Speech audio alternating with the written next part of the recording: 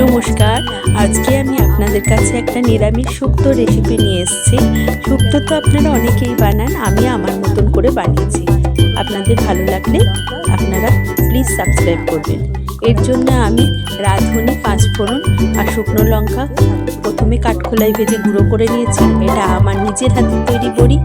এই বড়িটা সবুজ ডাল ভিজিয়ে আমি করেছিলাম, যেগুলো তড়কা খাওয়ার জন্য হয়। বড়িগুলো ভালো করে লাল করে ভেজে তুলে রেখেছি। এদিকে উচ্ছেগুলো আমি ভালো করে লাল করে ভেজে তুলে রাখবো। ভাজা হয়ে গেছে, আমি তুলে দিয়েছি। এবার আমি এর মধ্যেই এই তেলের মধ্যে রাঁধুনি, শুকনো লঙ্কা আর পাঁচফোড়ন দিয়ে আমি সমস্ত আনাজগুলোকে ভালো করে ভেজে দেবো, কষে দেবো। এর মধ্যে আনাজের মধ্যে আমি সজনে ডাঁটা, কাঁচা কলা, মিষ্টি কুমড়ো, লাউ, বেগুন, পেঁপে সমস্ত রকম আনাজই দিয়েছি।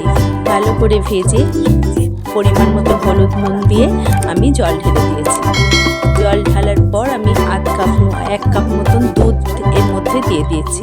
মানে আমি এই শুক্তোটা দুধ এবং জলে উভয়ই রান্না করব।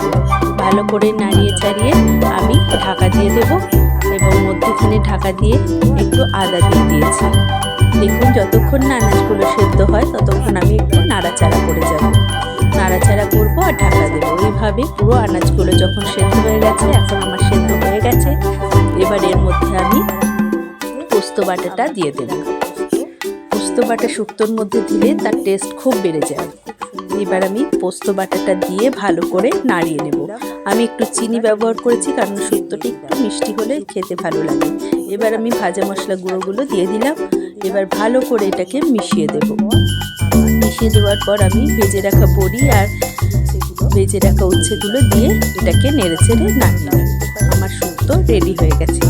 আপনাদের খেতে নিশ্চয়ই ভালো লাগবে। যদি ভালো লাগে প্লিজ আমার চ্যানেলটাকে সাবস্ক্রাইব করবেন।